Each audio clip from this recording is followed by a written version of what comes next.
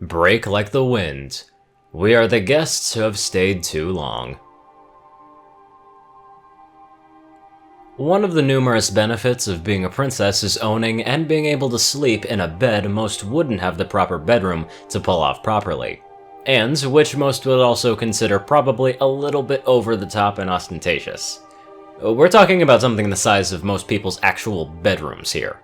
One of the numerous benefits of being in a poorly defined, though undeniably quite intimate relationship with a princess is that you often get to share this ridiculous bed, which means you get all the pluses of using it, with none of the minuses of owning it. Which is to say, Tim felt that out of the two of them, he was getting the better end of the deal than Celestia was. He didn't even have to do anything.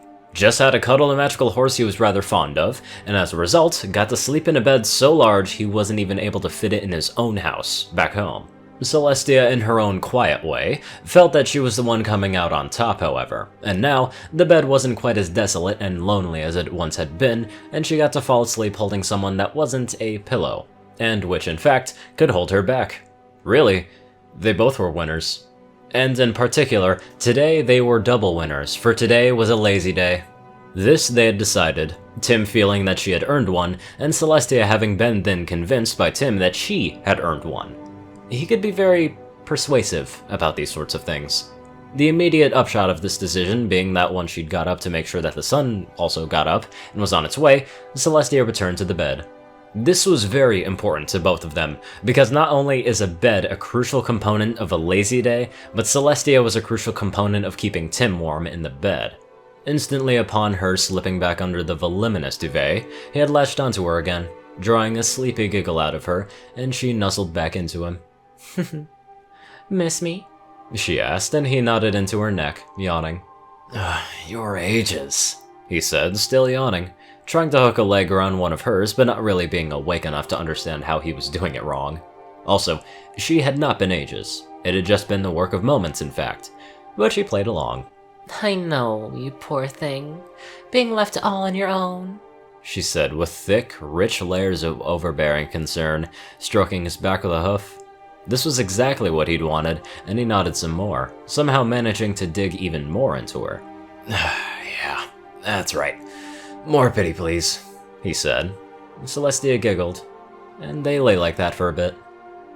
You know, Tim said eventually, voice slightly muffled on account of him being basically molded to her. If your son works properly, you could have a lot more days like today. That got the teeniest little frown from her in response, and she peered down at the top of his head. The top of his head told her nothing of value. Please, don't insult my son, Tim. I like my son, she said. Technically, not really her son, per se. She supposed, anyway, but her lengthy working relationship with it had left her feeling rather fond of the thing, so she allowed herself a certain level of, well, fondness. Also, technically, wouldn't it be the planet that would have to work properly? Both, really. He had explained how things worked where he'd come from, but she found it rather hard to picture in her head. Tim gave a quick kiss to whichever part of her happened to be closest, her neck, incidentally, just to help smooth whatever ruffles he might have caused. This was very much appreciated by Celestia. Tim then said, It's a great son, don't get me wrong, just saying. You wouldn't even have to tell anyone it went on its own anymore. It'd be a fantastic DOS. Think about it. She grinned, and this time stroked his hair. Shh. Silly human. It just doesn't work like that. Further silent, cozy cuddling followed, both of them awake enough to not be able to go back to sleep, but also sleepy enough that moving or getting up was a horrifying suggestion. So, they stayed wrapped around one another, snugly, occasionally shifting a little bit, otherwise remaining thoroughly entangled. Some while later, minutes, an amount of minutes, Tim stirred with a purpose and kissed the same spot he had last time, again to much to Celestia's approval. Her approval mounted as further kisses followed, moving up her neck as he shifted, eventually ending with the two of them face to face and smiling. There had been a time when this sort of thing would have likely struck Tim as a strange thing for him to have been doing, what with the magical horse thing and all, but that time was a long time ago, and now it didn't really matter a whole lot right at this moment. We don't have any plans for today, do we? He asked, fuzzily aware that they shouldn't have, but deeply terrified that he might be wrong, and forgetting something important and vital that they'd have to get up and do. More her than him, obviously. She had an actual job. Thankfully, Celestia's first response was to tighten her grip around him. The plan is to stay here. She said. Later there might be food. That's it. Another princess benefit being that food could be made to come to you if you didn't want to go for food. Worth raising the sun for this perk alone, really. Tim relaxed. It's a good plan, he said. It's a very good plan. Celestia agreed. More companionable cuddling followed, sprinkled with occasional outbursts of light smooching. All was well. At some point, Tim, in a quest to be even more comfortable, rolled over and became de facto Little Spoon. All continued to be well. And then, quite without warning, Celestia let out the kind of fart... Wait. That actually says fart. Okay. Alright, I can do this. And then, quite without warning, Celestia let out the kind of fart that seemed to shake the bed a few inches across the floor. No mean feat given the aforementioned size of the thing. It had been loud enough that the silence that followed was a kind of crushing void, as though normal sounds were too embarrassed to come back quite yet. Tim, eyes wide, could only lay there, stunned. Wow, he said, rolling over to find Celestia looking just as shocked as he did, on top of also looking very red indeed. He was going to say something pithy, only his movements had upset the duvet, which had released what had been trapped underneath it. Oh my god! Oh my god! I'm sorry! She gasped, and both hooves pressed to her muzzle, something which did very little to hide the redness still spreading across her cheeks, a spreading not helped by Tim's frantic wafting. And you always... you always look so delicate, he coughed. I wasn't expecting it to be so loud! Tim settled on pressing the duvet back down again to limit the damage. It kind of helped. Jeez, I think I heard the windows rattle, he said. I said I'm sorry! Stop picking on me! The pouch he pulled out to accompany this was the most adorable thing that Tim had seen in days, if not longer. He knew that she was putting it on, but knowing this didn't make it any less affecting. It was like having a handful of kittens thrown at him. Oh, you look so sad now, but my god. He couldn't finish this sentence because he had started to laugh again, unable to help himself, which set her off too. He laughed, and he pressed on the duvet, and it loosened, resulting in a sharp decline in the air quality and louder laughter, which made Celestia's giggling worse. Oh, wow.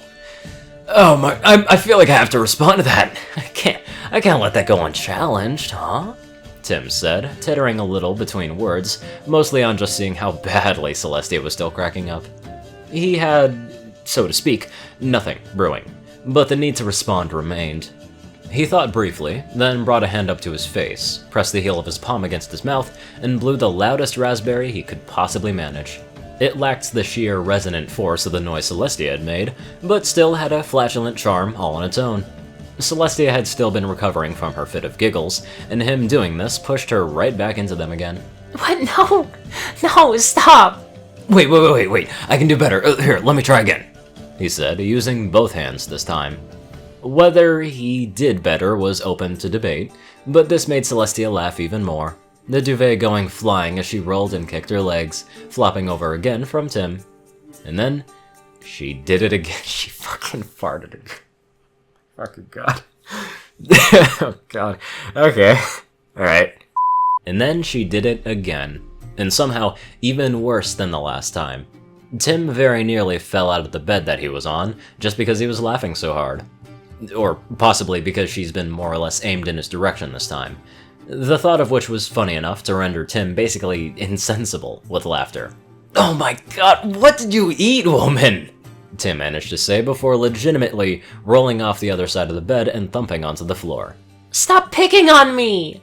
Celestia wailed, falling off of her side with another thump. They both lay either side of the vast bed, panting, occasionally bursting into smaller and smaller little dribbles of laughter, before finally, eventually, being coherent enough to haul themselves back up, and clambering towards one another. That... Tim started, but Celestia cut across him. Don't. Not a word. He raised his hand to his face again, only to have his wrist magically caught before it could get there. She gave him a warning look. A raspberry isn't a word, he protested. She did not deign to respond to this, instead releasing his wrist on sufferance and picking up the duvet from where it had landed, pulling it back up over both of them as she physically grabbed Tim and pulled him in towards her. He would have made some sort of joke about danger close, but he felt that might be pushing his luck. Her soft spot for him was only so big, after all. Besides, he could save it for later. Normality then resumed, and they cuddled silently for a nice while, just pretending that what had just happened hadn't just happened. That could only last for so long, though, and well, that was often the case, because he lacked an immoral's patience. It was again Tim who broke the silence, this time by chuckling. Grown adults, reduced to crying wrecks by farts, he said with obvious wonder. It's just our secret, Celestia said.